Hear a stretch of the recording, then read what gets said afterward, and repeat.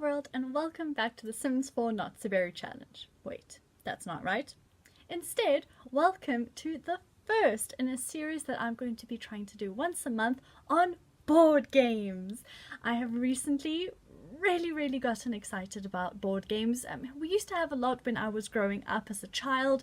You know, the usuals like Monopoly, Scrabble, Cluedo, battleships, chess, checkers, all of those things. But until recently, I wasn't really aware that there were so many other types of board games and tabletop gaming.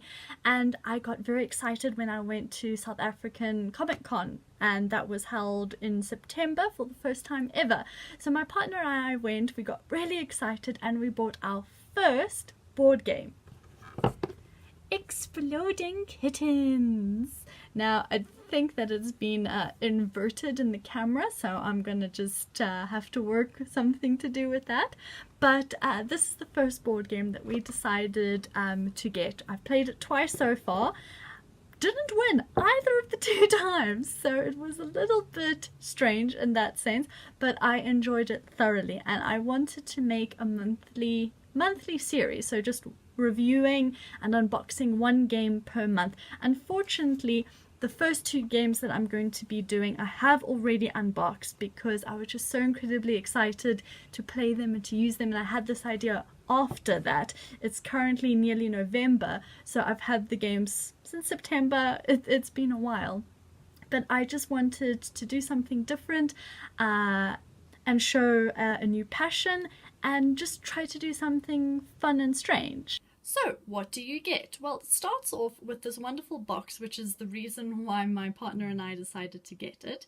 It says, Exploding Kittens, a card game for people who are into kittens and explosions and laser beams and sometimes goats. And we thought that was absolutely hysterical. Then you've got this very cute rule book. You've got a number of cards. You've got the Exploding Kitten cards. So this one was always my favorite. Exploding Kitten is gnawing on a grenade, and then boom, the kitten explodes. Then we've also got the defuse cards. I quite like this one. Defuse via Catnip Sandwiches. All of the art is very sweet, but it's also kind of a little bit strange at times. So, you might be wondering how exactly you play. Well, you have a pack of cards, and you start with 5 in your hand, and at the end of your turn, you draw a new one, hoping to not get the Exploding Kitten. If you do get an Exploding Kitten, you have to defuse it, or else you're out of the game. There are other types of cards that you can have as well. Favor, where you take a card from somebody else. See the Future, where you can peek at the top of the deck to see what's coming. Attack, when you end your turn and make someone else take 2 turns. Nope, which is one of the funnest cards to use, I think, where you cancel an action that someone else has made. Then Skip, you can end your turn without drawing. And Shuffle, you get to shuffle the deck. Now, there are also a whole bunch of other random cat cards, like the Taco Cat and the Hairy Potato Cat. There's a whole lot of cute little things that you can have and work with. Thankfully, the instructions are quite easy to understand, to follow, and you can teach someone else how to play it relatively quickly. My partner and I were able to play it very successfully the first time we tried, and then when we took it to friends, both of them were also very able to play. We actually played 2 rounds with them, so I've actually played 3 games, and I've lost all of them. So that shows how bad my luck is, or maybe the kittens just like me too much. We have not yet tried out the special combos for the advanced play because we feel like we haven't really played that much of the game in order to be able to use it effectively. But that is going to make it a lot more fun. So in the end, what do I think of Exploding Kittens? I think that it is an extremely fun game. I'm also looking into getting the expansion pack or DLC, whatever it is, Imploding Kittens. I think it adds another 2 like Imploding Kitten cards, ways to defuse them, and then various other cards. But I will be able to show you what it has when I get it. So, how do you play the game? Well, first you need to know how many people are playing. You only have 4 exploding kitten cards, which means that you can only play with 5 people at max. So let's say we are playing with 4 people. So then you have 1 fewer exploding kittens than there are numbers of players, because obviously someone has to win in the end. These you're going to shuffle into the deck. You also give each player a defuse card, so that each person has got at least at the start 1 opportunity to win. So 1, 2, 3, fantastic. Those, you can put them in the pack, in the deck that you're going to shuffle, or you can just put them on the side with the other exploding kitten if you want to be a little bit mean, but I think it's rather fun to keep having people defuse and defuse. So the rest of the cards you then shuffle up. Wait, I almost did something wrong. Okay, defuse over there, exploding kittens over there. You first deal out cards. I made this mistake the first time that I played. You will then deal each player 4 cards. 1, 2.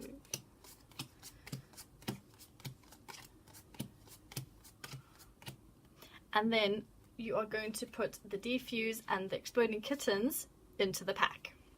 So yes, it does involve a little bit of shuffling every now and again, and there will be opportunities for you to shuffle during the game as well. But let's see what I've got. Right, so all of these hands I'm just going to put out so we can see what we are dealing with here. Each person will have a defuse, and then other people will have a variety of other cards that they will be able to play with. Okay, so for me to go first, I play from my hand what I'm able to play. Technically, I can't play any of the kittens because you need 2 in order to put down, and I'm not playing with the advanced rules. I can use my shuffle card to shuffle the deck, but at this point I don't think I need to. Surely I'm not going to be that unlucky. So I'm not going to do anything for my turn. I end by drawing. And I draw another rainbow cat. So now that I've got 2 rainbow cats, next time I can play them both, and then I can pick another player and randomly take one of their cards. Of course, no one's got an exploding kitten, so nothing bad can happen, but I could potentially get more defuse cards. Right, so now that my turn is done, this person is going to go. Now this person has got to see the future, which allows them to see the top 3 cards of the deck. They also have been dealt 2 hairy potato cats. So let's say I'm going to play my pair of 2 hairy potato cats, and I'm going to say I'm going to pick a random card from this player here. So I will, let's say that I take the attack, for example. Randomly, you don't get to see the cards. Now, attack immediately ends your turn and forces the next player to do 2 turns instead. The only way you can combat this is if this player then plays an attack, so then it's passed on to me, or they play a nope card, and there's no nope cards out right now. So then I'm going to attack. I won't need to use my see the future yet because I'm not going to be drawing anything. So I've attacked. This person now has to go twice. So since I'm a bit worried, I can then play the see into the future. So I get to see the top 3 cards. 1, 2, and 3. Okay, so there are no kittens there, so that is very good. So now I know that I am safe. So I will happily end my first turn and get a rainbow cat, end my second turn and get an attack. So I can use that in the future. Now it's back to me. So I can play my pair in order to steal a card randomly. Since this person has got more cards, I would probably go for them just to whittle down what people have. So let's say I get a hairy potato cat, then I've got 2 that I'll be able to use. I can shuffle the deck if I am getting nervous, but you sort of don't know what's going to happen until you get, okay, there's a nope card, until you actually get to an exploding kitten. And that's when things get very interesting, because as soon as you get an exploding kitten, you then have to play your defuse card. And the defuse cards put your last drawn card back into the deck. So then you don't shuffle the deck, you yourself take the deck. Let me just get the whole thing. You yourself take the deck as it is, and you can insert this exploding kitten card anywhere into it. You don't shuffle it, you insert it. So if you want to guarantee that someone else gets it, you can put it on the top and nobody will know. Which is why having things like See Into the Future and Shuffle are very clever, because now it's this person's turn and they're like, they just had exploding kitten. I wonder if they're going to do anything wrong. Let me see into the future. Oh, there's an exploding kitten there. Unfortunately, I don't have any cards that could combat it. If I had a shuffle, I would then shuffle. Or if I had an attack, I would then have an attack and end my turn. Now, Exploding Kittens, I think, is a game with many, many pros. It is very easy to play and understand. People really don't need to be told the rules that often each card actually states what you're able to do and how you're able to use it. So that is fantastic. Also, the rule book is extremely easy to follow. It's got a basic instruction, and then it's got more in-depth examples and all of that. They also have some instructions on their website, which is very amusing. So it's easy to play and understand. Number 2, the cards are extremely cute, and I think for your first time playing this, you and everyone else are going to spend most of the time looking at the cards, laughing hysterically, showing other people, look at this funny card that I got. And that brings the social aspect of the game, and I had so much fun with it because everybody would just laugh hysterically at all of these strange and weird and fantastical illustrations.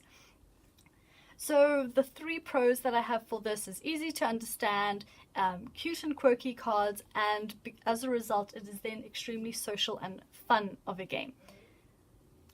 But as with pros, there also have to be cons. After you've played the game for maybe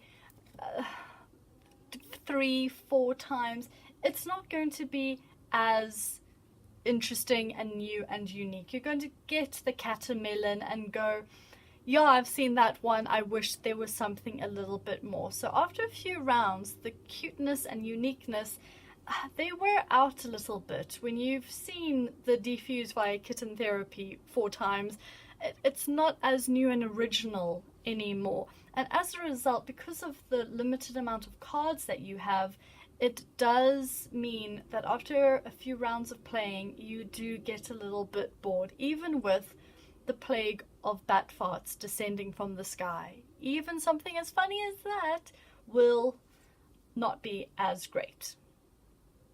With the limited cards, I have to say that the fact that they have a DLC for the Imploding Kittens is fantastic, and I'm actually going to get the DLC, and when I do, I will be able to add it to my deck, and I think I will have a lot more fun.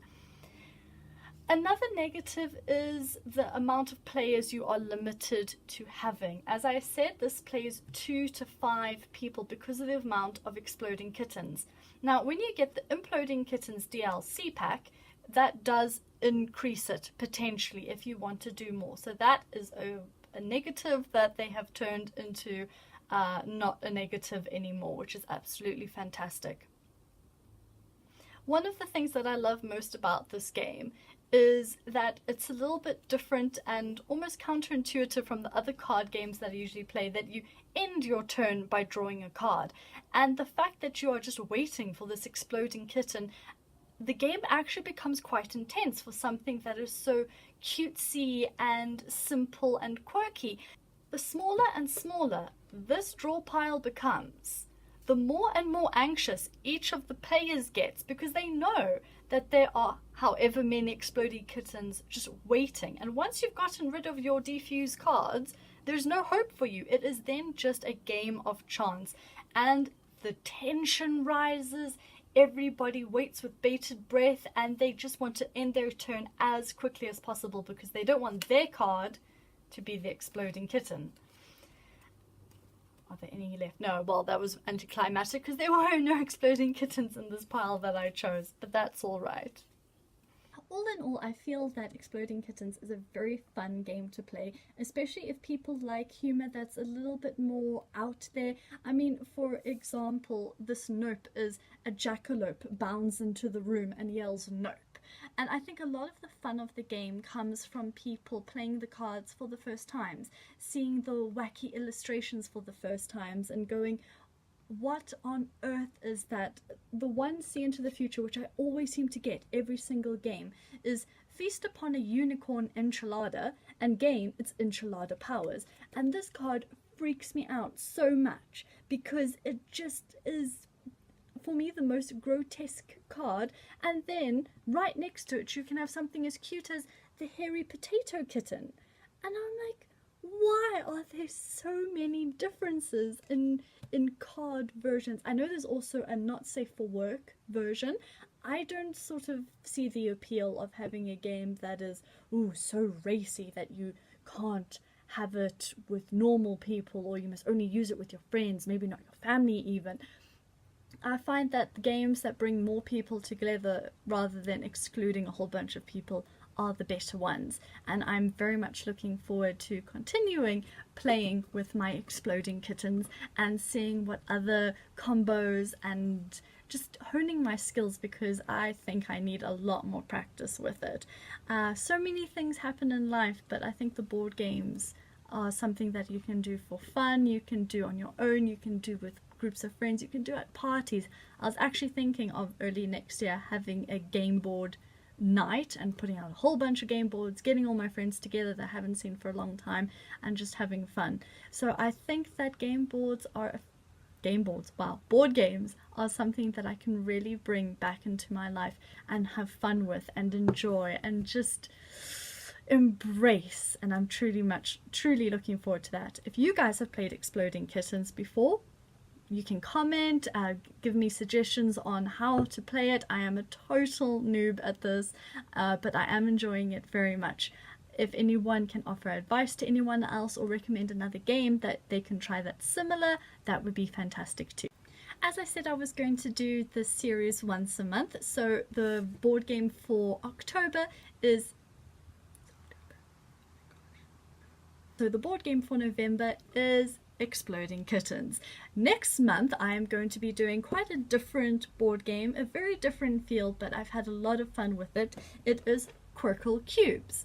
So you will be able to have a look at Quirkle Cubes. I wish that I could have unboxed this on video, because it was just amazing to unbox all the cubes. They were so tightly packed, and then taking them out one at a time was absolutely, I felt better than any spa day ever could. So until next time, you guys, please take care, and I'll see you next month. Bye!